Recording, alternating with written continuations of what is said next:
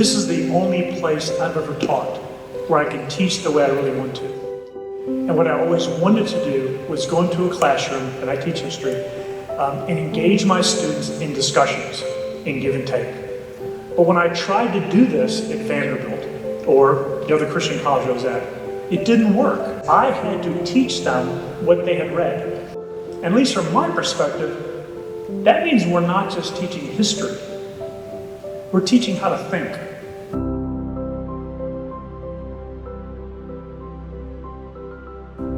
Dr. Spinney, my senior year, almost 10 years ago, I found myself in a pit of depression caused by my own unhealthy choices. I turned to you for help, and you pointed me to God. Thanks to your guidance and God's love, I experienced a renaissance, the most explosive, flowering period of personal and spiritual growth.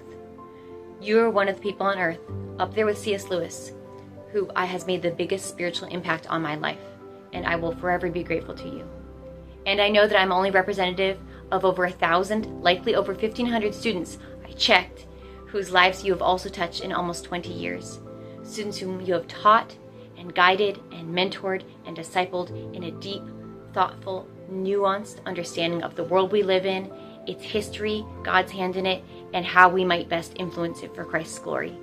Thank you for the impact you made in my life and in all of our lives.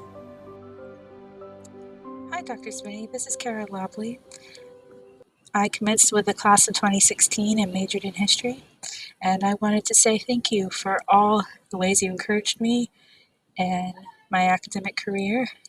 Your influence and in-depth way of running history classes with all the supplemental resources and documentaries have inspired me in the way I currently teach my writing and grammar classes to my students. My dad his job was a lithographer. Lithographers print on metal. And so he made coffee cans. But every year when December came, he'd make those as gifts. He'd set up the presses and print these old-fashioned maps for his customers. Dr. Spinney's office doesn't get many visitors.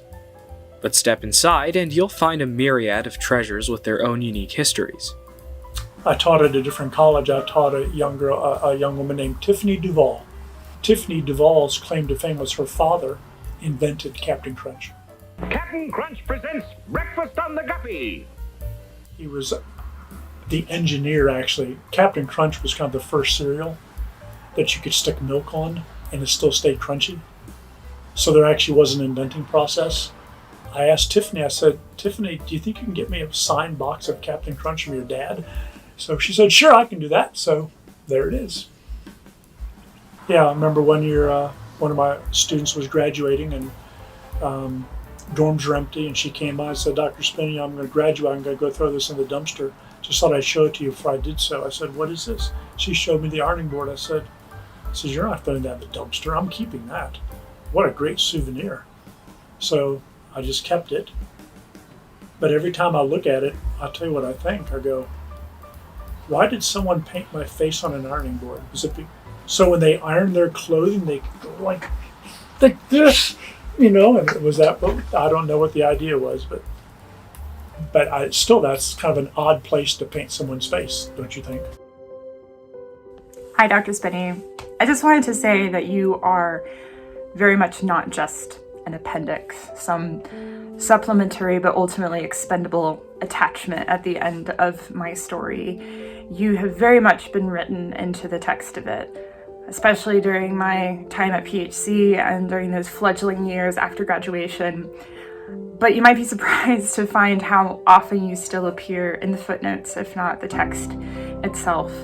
And so I'd like to thank you for all of the ways that you've figured into my story over the past 10 years and for how profoundly you've influenced me both as a historian and as a follower of Jesus. And I trust that you will continue to love and serve him and his people during your retirement years, and that they will be abundant and fruitful because of it.